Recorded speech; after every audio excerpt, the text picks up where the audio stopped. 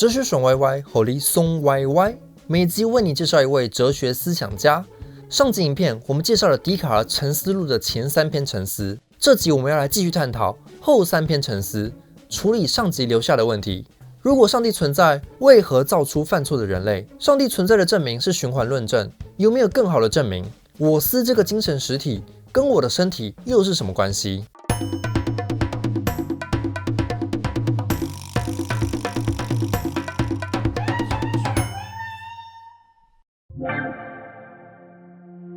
在沉思1里，笛卡尔说人会犯错，感官不可信；但在沉思3里，笛卡尔说上帝不会骗人。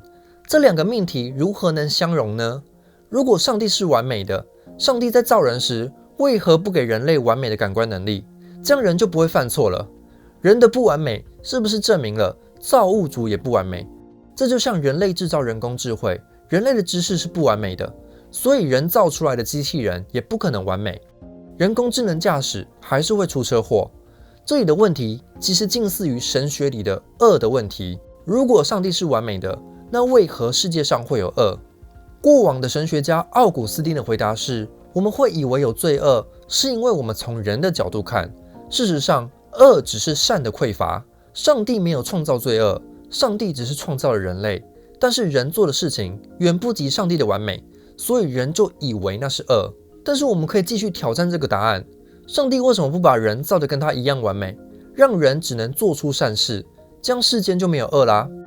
笛卡尔提供了几种解释：有可能人类的智慧有限，没办法理解造物主的计划；也有可能是我们搞错了，只单独看一个受造物就会觉得不完美。但如果我们把所有受造物合起来看，就会看到整个宇宙其实有完美的秩序。And if the ratio of the electromagnetic force to the strong force wasn't 1%, life wouldn't exist.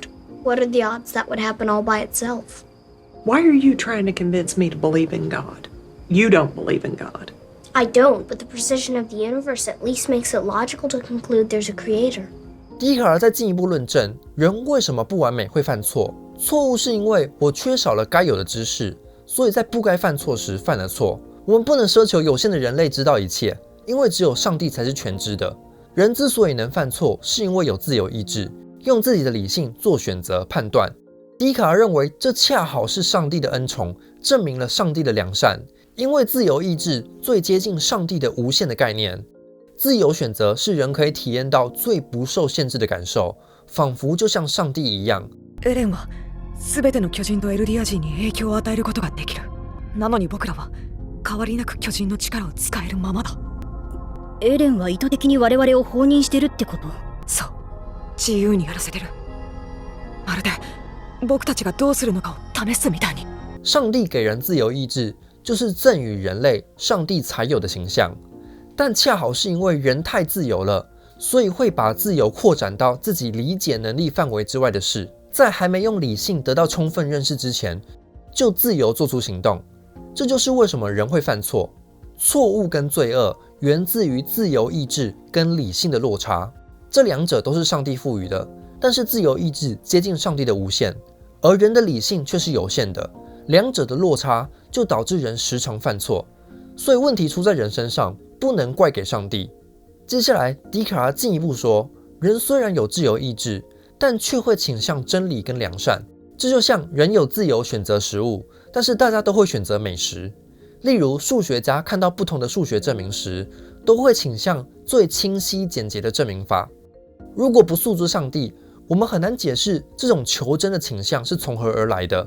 笛卡尔说，因为是上帝创造了数学跟赋予人类理性，所以当人的理性认识到数学真理时，其实是上帝的两个创造物遥相呼应。人类一看到真理就觉得清晰明白，是因为人的理性就像一道光一样，把真理给照亮。所以只有真理的光是不够的，还必须有人类理性的光。所以你如果给一个不懂数学的人看数学证明，他也看不懂。Very good. That is really dog and bugs. Genius. 这种双重光照的比喻，其实反映了当时欧洲宗教改革之后的课文教派。人们问课文派为什么要读圣经，课文派说，因为只有圣经的文字是被上帝的光照亮的。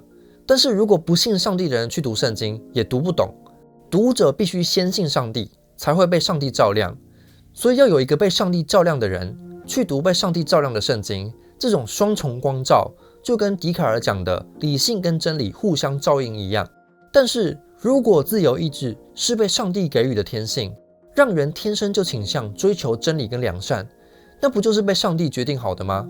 那这真的是一种自由吗？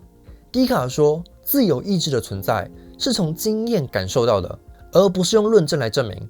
当你在自己的经验里做出自由选择的时候，就算这个选择总是倾向真的好的事物，你也不会觉得你的自由被消减了，反而会感觉到更增强的自由。解决了上帝完美跟人类犯错的冲突之后，笛卡尔在沉思物里要来面对循环论证的批评，用几何学来证明上帝存在，用数学的权威来为上帝辩护。首先，让我们回想一下《沉思3》里说过，物质的本性就是扩延性，有长宽高。在3度空间里，认识一个物体就是知道它的体积、形状、位置。当我们在算几何学时，我们可以任意设计坐标轴上的图形，这些形状可以只存在我心里，而不存在真实世界。例如，我们可以想象一个100边形，在现实世界中找不到，或是假设某天世界上所有三角形的物体都消失了，我们依然可以在几何学世界里证明三角形的毕氏定理。三角形的几何学公式，两边和大于第三边依然为真。换句话说，几何学的观念是永恒的，独立于这个世界的存在。所以即便整个现实只是一场梦，梦里看到的三角形物体其实都不存在，也不妨碍我们追求关于三角形的真理。在这里我们会发现，笛卡尔暗中引用了柏拉图的理型论。不同之处在于，柏拉图认为灵魂曾经在理型世界看过数学知识，只是出生后遗忘了。笛卡尔则认为是上帝把这些知识输入到人的灵魂里。几何学知识是先天内在于人的灵魂。上帝在创造宇宙的时候，心里想的是几何学，要赋予物质什么样的几何特性。这就像 3D 列印，你会先在电脑里建立模型，这些模型是数学计算出来的，等到计算完成后再列印出来，这个物体才开始存在。所以事物是本质先于存在，上帝先设计好本质，之后再创造出来。但是上帝是本质包含存在，因为如果上帝的本质是完美，一个存在的上帝必然比不存在的上帝更完美，所以上帝必然存在。你如果说有一个不存在的上帝，就好像是在说有一个圆的正方形，自相矛盾。这个论证其实有个逻辑漏洞，后来会被康德给推翻，但目前我们只需要注意笛卡尔的结论就好。笛卡尔说事物是本质先于存在，这个结论非常重要，因为后来20世纪的存在主义就是要推翻这个结论，改成存在先于本质。你如果还没有被这些论证说服，笛卡尔最后还有一个杀手锏。他说，我们如果不先肯定上帝存在，我们连数学真理也不知道可不可信。假如你是一个无神论者，学数学学到三角形3个角永远是180度，这个知识你可以理解，但是你怎么知道你没有被骗？你怎么知道没有一个更高等智能的存在不怀好意，刻意在人类算数学时误导我们？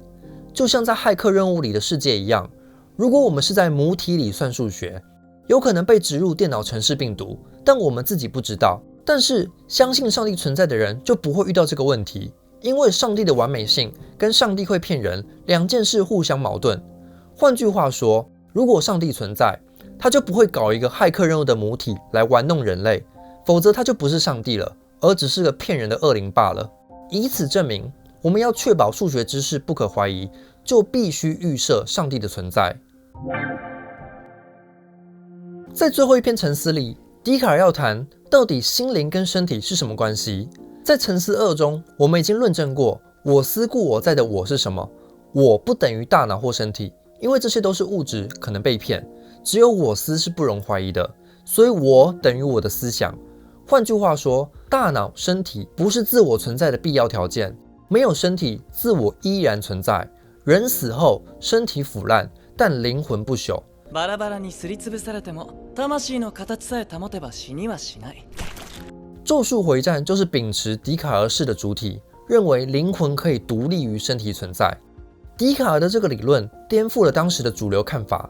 当时的人相信亚里士多德的哲学，认为灵魂负责身体成长的指导原则，所以不同物种的肌肉组织由不同的灵魂引导发育，人死后灵魂就会跟着死去。现在笛卡尔说不对，人的灵魂只负责做我思，跟身体感官无关，身体死后灵魂依然可以继续存在。换句话说，人的精神不是自然界的一部分。自然界的物质是有扩延的实体，有生有灭，但人的精神心灵是思考的实体，没有物质，所以不生不灭。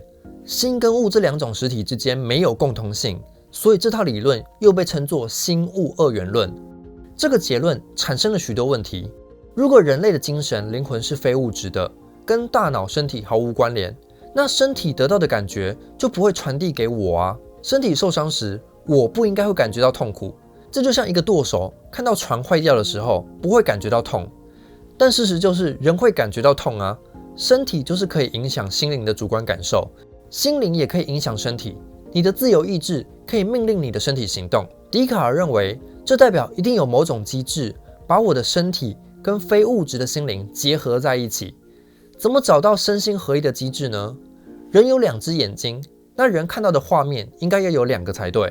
但是我们的视觉只会看到一个画面，这代表大脑里一定有一个统合的器官，把2只眼睛得到的讯号统合成一个画面，再传送给心灵。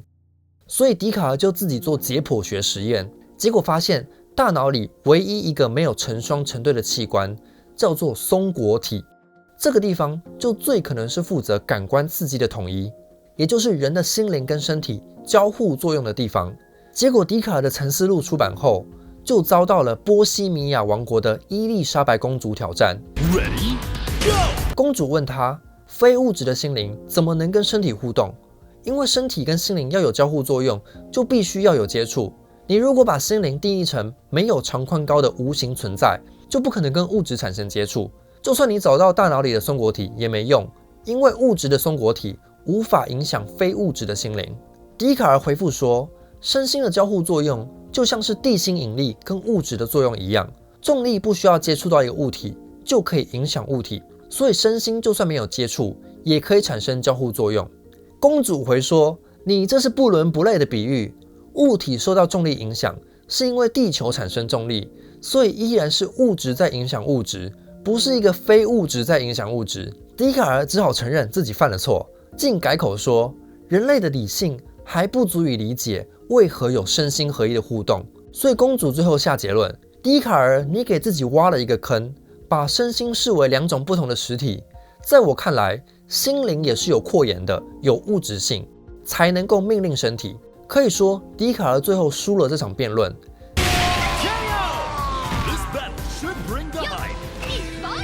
但是在哲学史上，大家只记得笛卡尔，不记得伊丽莎白公主。事实上，笛卡尔跟伊丽莎白公主后来保持通信多年。若不是公主不断的质疑，笛卡尔就不会发现自己哲学系统的漏洞。这个公主比笛卡尔更会运用笛卡尔式怀疑，所以笛卡尔生前最后一本著作《灵魂的激情》就是献给这位公主。但是回过头来看，为什么笛卡尔要坚持认为心灵是非物质的？因为笛卡尔必须捍卫灵魂不灭的观点，如果这点都没办法守住，整个天主教的信仰就崩溃了。例如，天主教会认为耶稣的肉身死后灵魂不灭，所以在死后可以死而复生。耶稣复活的故事预设了心灵是独立于肉体存在的，而笛卡尔的这套心物二元论也进一步改变了当时欧洲人的自然观。笛卡尔以前，中世纪教会采纳亚里士多德的万物有灵论，认为万事万物都有自己的灵魂，作为运动的目的，就连水都可以充满灵魂，变成圣水。换句话说，灵魂可以解释自然界的变化。但是笛卡尔开创了一个新方向，不能用灵魂解释自然界，而必须用自然解释自然的变化。动植物只有身体，没有灵魂；人才有身体，又有灵魂。动植物没有跟人一样的灵魂，因为它们没有我思的能力，而只是机器。机器的意思是盲目遵从造物主设计的法则。笛卡尔研究动物的身体构造，发现许多反射动作不需要意识思考。人肚子饿就会找东西吃，绵羊看到狼就拔腿跑开，这些都是下意识的立刻反应。为什么没有人教，身体就会有这些本能反应？因为身体就是个机器，遵从上帝设计的指令。所以研究自然科学就是要找到上帝设计的自然法则，而不必诉诸神或是灵魂来解释自然。这可以说是让西方走出神学转向科学的一大关键。但是笛卡尔哲学也让动物的地位开始被贬低。如果动物的身体只是机器，而没有像人一样的心灵，那科学家就可以解剖动物做实验，而不用担心伦理问题。笛卡尔自己就是一个常做动物实验的解剖学家。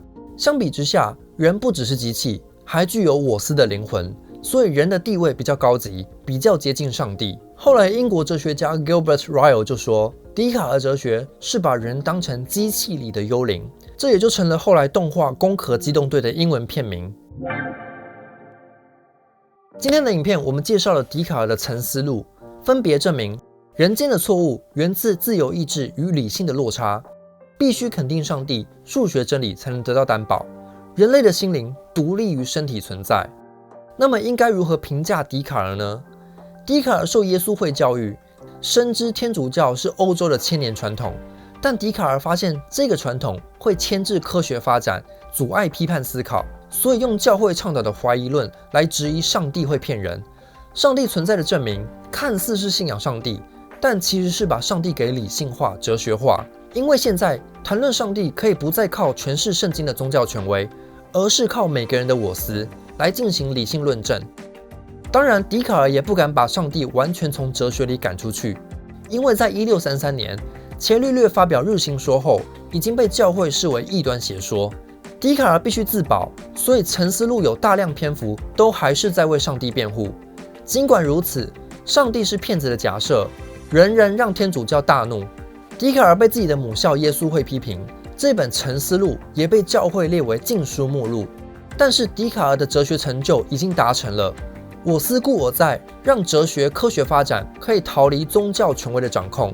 笛卡尔对自然科学的贡献同样巨大，把扩延当作物质的本质，把几何学完全数学化，不再用灵体来解释一切，而是把整个自然界当作一部大机器。这种大机械宇宙观后来又影响了牛顿、莱布尼兹，认为上帝创世就像是钟表匠制造时钟一样，制造完后就离开了，时钟可以依照法则自行运作。这样一来，科学家就可以安心的研究自然界的运作，不需要担心受到宗教的干扰。所以我们可以说，在笛卡尔以前，欧洲被神学统治；在笛卡尔以后，欧洲开始进入了理性科学的年代。笛卡尔可以说是启蒙运动的先锋，带领欧洲人用理性的光照亮世界。在法文里，启蒙时代就是光的世纪 siècle de lumière。 所以为什么科学革命是出现在欧洲，不是在中国？同一时期的中国还处在蒙昧状态，清朝大兴文字狱，让知识分子不敢发言批评体制。如果笛卡尔是出生在大清，不知道下场会如何。对比当今的台湾，教育体制还在争论国学文言文是中华文化的千年传统，学习封建时代的价值，尊君孝道，没有办法像笛卡尔一样批判思考自己文化里的千年传统。那笛卡尔哲学对后世哲学家有什么影响呢？笛卡尔的心物二元论留下了一个未解的大问题，所以后来的 Spinoza、德国观念论都会对心物二元论展开批判，认为世界必须是一元的。同时，笛卡尔哲学也压抑了许多声音，成为后世哲学家的众矢之的。第一，他压抑了他者的声音，因为我思故我在，只能肯定自己存在，并没有办法推论出他者存在。当我感知到别人说我思故我在时，这是一个感觉经验，但感觉经验不可靠，有可能我只是梦到别人在说话。笛卡尔只好搬出上帝，说上帝不会骗我，来保证世界还是存在。但这就反映出笛卡尔哲学有可能走向独我论，只能肯认自我存在，把他人的存在当成假象。所以到底要如何知道他人也是有意识的存在，就是当今心灵哲学里依然无解的他心问题。第二，笛卡尔哲学压抑了梦境的讯息，认为梦是不理性的，要被怀疑的传统，导致西方思想忽视了梦境数百年。一直到弗洛伊德的精神分析出现后，才证明梦有自己的一套理性法则。梦其实不是非理性，而是对立于意识的另一种理性，叫做无意识。第三，笛卡尔压抑了身体的讯息，高举理性，轻视身体感性经验的倾向，其实从苏格拉底开始就有，但是笛卡尔更是推到极限，竟然怀疑人类说不定根本就没有身体，导致西方哲学一直把身体当成自由意志的累赘，一直到尼采出现之后，才再次强调身体是更大的精神。最后，笛卡尔哲学还压抑了所有不理性的讯息。笛卡尔从一开始就把疯癫、不理性的人排除在哲学真理之外，但事实上，在笛卡尔以前的时代，真理常常会从疯子口中说出，是理性启蒙思潮出现后，才把疯子视为需要治疗的病患。所以后来妇科就要为疯癫证明，写出一个疯癫的历史，把被我思排除的不理性给找回来。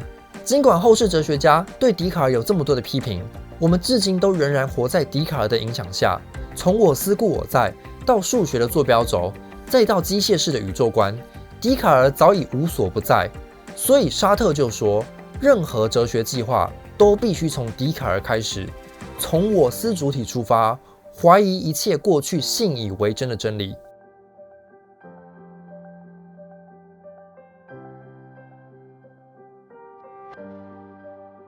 留言加分享本集的影片贴文，就有机会抽沉思录一本。本集影片由频道会员赞助播出，也欢迎你加入 YouTube 频道会员，支持节目长期运作。